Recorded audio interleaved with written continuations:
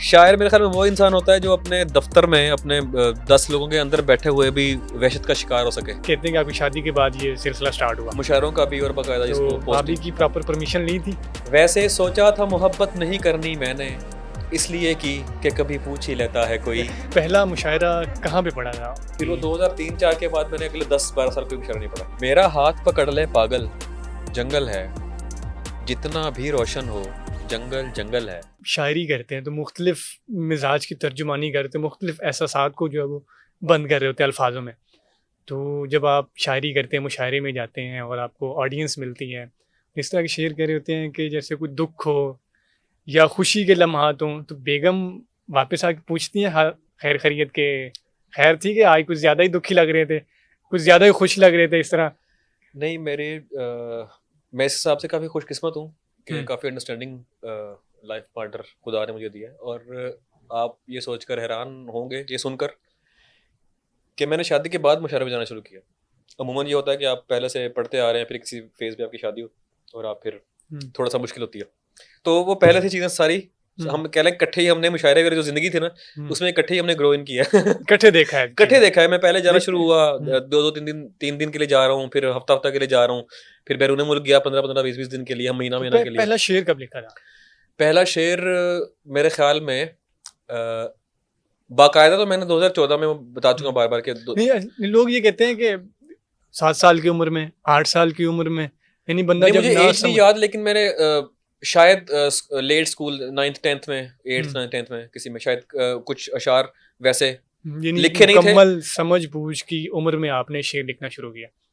शुरू का मतलब है कि बाकायदा जिसे कहते हैं शेर लिखना, वो नहीं जैसे हम आप और मैं बैठे हैं, दोस्त बैठे हैं, तो ऐसे यार मेरे ज़हन में अभी एक शेर आया है, सुनना ज़रा। तो मुझे ये भी नहीं पता कि तब वज़न में थे कि नहीं थे, बस वो 2 लाइनें उसको सुनाई, कैसा है, बहुत अच्छा है, तो ठीक है, बस भूल गए। उसके बाद ना कहीं लिखा ना कुछ, क्योंकि ऐसे वो था नहीं कि उसको सेव भी करना है। तो वो बड़ा देर से शुरू किया अपनी चीज़ों को महफूज करना भी, वो 13-14 में आके। तो आप कहते हैं कि आपकी शादी के बाद ये सिलसिला स्टार्ट हुआ, मुशायरों का भी और बाकायदा जिसको तो भाभी पोस्टिंग। की प्रॉपर परमिशन ली थी किस चीज़ की? कि मैं अब जा सकता हूँ, लोग भी मिलेंगे? नहीं, लड़कियां ज्यादा फैन है आपकी। इजाज़त की ज़रूरत इसलिए नहीं थी क्योंकि पहले से पता था कि मैं एक शायर भी हूँ। क्योंकि तब तक मैं मुशायरा में नहीं जा रहा था, लेकिन कुछ ना कुछ चीज़ें मेरी थ्रू सोशल मीडिया और फेसबुक वगैरह पे मैंने पोस्ट की हुई थी, तो पता था कि मैं शायरी करता हूँ। और थ्रू अ प्रॉपर जिसे कहते हैं चैनल हमारा हुआ था, तो उस सारे में मतलब मेरा क्लास फेलो था ना, उनकी कज़न ही है, तो वो उस स्कूल में जाता था मुझे कि ये ना शेर पढ़ता भी है, लिखता भी है, कहता भी, तो वो पहले मेरा इंट्रोडक्शन हो चुका था एज अ पोएट वहाँ पे ना, तो वो अंडरस्टूड था कि ये है। लेकिन वो जहाँ तक मुशायरे की जाने की बात है, तो वो तो उसमें तो कभी कोई ऐसी अंडरस्टूड था कि ये कभी ना कभी तो होगा कि मुशायरे में जाना पड़ेगा, और कितने दिनों के लिए जाना पड़ेगा ये भी पता नहीं होगा। जैसे फिर भी खवातीन है, खातून तो पूछ ही लेती है, कभी पूछा है कि तुम्हारी ये क्या किया है?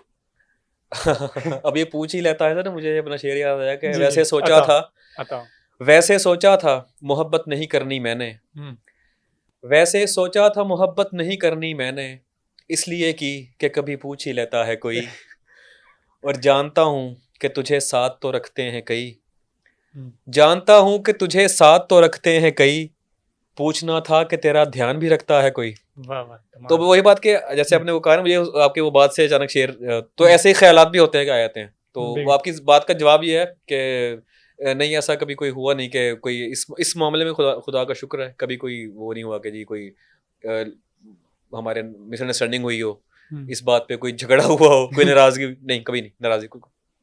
पहला मुशायरा कहाँ पे पढ़ा था और वो क्या कलाम था आपका, वो मुझे सुनाया, क्योंकि बड़ा एक्साइटमेंट होती है कि आपको जब मुशायरे पे बुलाया जाता है, आपका कलाम लोग सुनने के लिए आए हो, तो कहाँ पढ़ा था?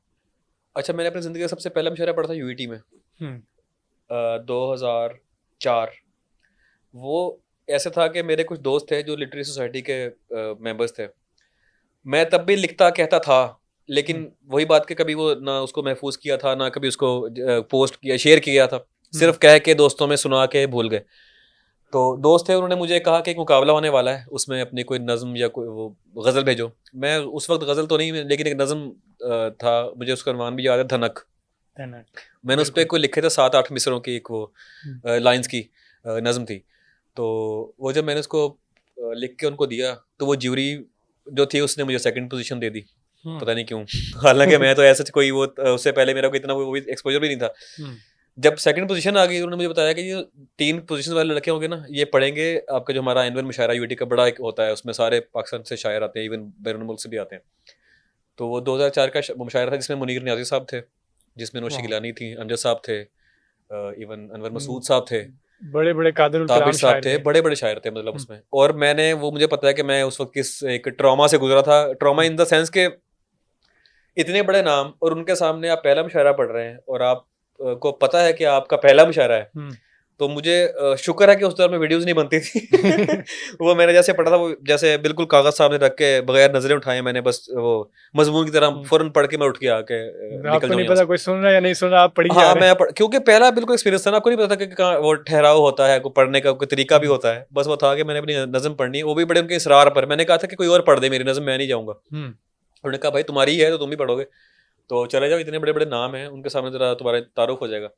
ख़ैर वो अच्छा हुआ, उनके कहने पर मैंने वो जब मुशायरा पढ़ा तो उसके बाद मुझे काफ़ी दोस्तों की तरफ से भी जो ऑडियंस थे उनमें से भी काफ़ी लोगों ने इवन जो हमारे सीनियर्स बैठे थे उन्होंने भी कहा कि अच्छा कहते हो, कहते रहो। वो ऐसी हल्की-हल्की थपकियाँ होती हैं जो आपको आगे लेके आगे जाती हैं। लेकर लेकिन जाती है, हौसला अफजाई फिर होती वो है। 2003-4 के बाद मैंने अगले 10-12 साल कोई मुशायरा नहीं पढ़ा। उसके बाद अगला मुशायरा मेरा 2014 में रेंजर खान में अपने शहर में। तो वहाँ भी ऐसे ही था कि एक हमारे प्यार करने वाले थे दोस्त वहाँ पे। उन्होंने मुझे कहा कि तुम्हारी मैंने एक चीज़ पढ़ी है फेसबुक पे, तुम इतना अच्छा लगते हो तो मुशायरे क्यों नहीं पढ़ते? मैंने कहा मेरा वो है नहीं रुझान कि मैं बाकायदा इसको कहते हैं तुम्हें पढ़ना चाहिए। उन्होंने मुझे फिर दावत दी, मैं फिर मुशायरे में गया, वहाँ मैंने वो गज़ल पढ़ी, जंगल है, वो मेरी पहली गज़ल, मैं को अपनी पहली बाकायदा गज़ल उसको मानता अच्छा, हूँ। ये अब आके वो लोग बड़ा पसंद करने लगे 2014 जी 14 की है। इतना टाइम। तो ये मुझे सुना देंगे अगर आता हो तो। मैं पेश कर देता हूँ। मेरा हाथ पकड़ ले पागल, जंगल है। जंगल है। हाँ, मेरा हाथ पकड़ ले पागल, जंगल जंगल है। जितना भी रोशन हो, जंगल जंगल जंगल है। जंगल है। वाह वाह। और मैं हूँ, तुम हो, बेलें पेड़ परिंदे हैं। मैं हूँ, तुम हो, तुम हो बेले बेलें पेड़ पेड़ परिंदे परिंदे। हैं। कितने अरसे बाद मुकम्मल जंगल है। वाह वाह। और मुझ में कोई गोशा भी आबाद नहीं, मुझ में कोई गोशा भी आबाद नहीं। वाह। जंगल है सरकार, मुसलसल जंगल है। मुसलसल जंगल है। वाह वाह। तो ये मैंने गज़ल पढ़ी वहाँ। और इसके बाद वहाँ पे हमारे साहिब सदर जो थे वो हमारे तो शहर के ही हैं, उन्होंने मुझे काफ़ी जिसे कहते हैं अप्रिशिएट किया कि तुम कहाँ थे यार, इतनी नई चीज़, मतलब ऐसी मुश्किल रदीफ़ और उसको ऐसा निभाया है, पूरी गज़ल की एक फ़िज़ा है। तो उन्होंने काफ़ी तारीफ़ की, फिर मेरा ज़रा हौसला बना, मैंने कहा ठीक है यार जाना चाहिए, मुशायरों में अच्छा एक्सपोजर होता है। और अच्छा मुशायरा में जाने का मेरा जो होता है ना सबसे बड़ी चीज़, वो मेरे लिए एक मोटिवेशन होती है। मैं जब मुशायरे में जाता हूँ ना, तो जो मेरा मुशायरा तक का जो सफ़र होता है, मैं अपनी रूटीन लाइफ जो मेरी वैसे गुजर रही होती है उससे एक तो कटता हूँ थोड़ी देर के लिए, सफ़र में होता हूँ, जाता हूँ, मुशायरा पढ़ता हूँ, उस फ़िज़ा में रहता हूँ शेर की, वो मेरे लिए अगले गज़लों का, अगले अशार का सामान हो जाता है। तो इसलिए मैं मेरे लिए ये बड़ा वो ना एक ब्लेसिंग वाला टाइम होता है जब मैं किसी मुशायरे पे या किसी इवेंट पे जब जाता हूँ शहर से बाहर, तो वो मेरा बड़ा क्रिएटिव किस्म का टाइम गुजरता है अल्हम्दुलिल्लाह। वो सफ़र के दौरान भी चीज़ें चल रही होती हैं, कहीं जाता हूँ सारी बातें वहाँ भी अकेले ही होना होता है, हम उन सारी चीज़ों से कटे हुए होते हैं, जो पीछे घर की जो भी जो मसरूफियत है, कारोबारी हर चीज़ पीछे होती है, तो फोकस उस तरफ होता है, फोकस तो आपका उस शेर की तरफ होता है।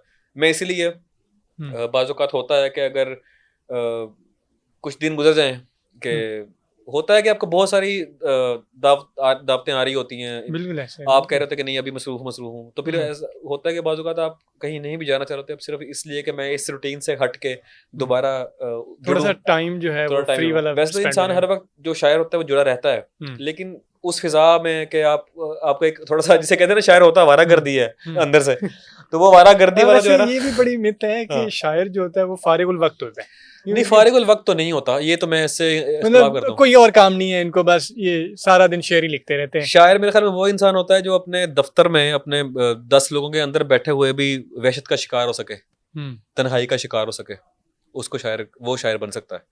जो 4 लोगों में बैठे हुए भी उसको महसूस हो के कुछ चल रहा है मेरे अंदर, और वो उसको उसी वक्त एड्रेस कर दे, कुछ ना कुछ उसके ऊपर लिख दे, कुछ कह दे, उसको महसूस करके अपने अंदर से जुड़ा हुआ हो,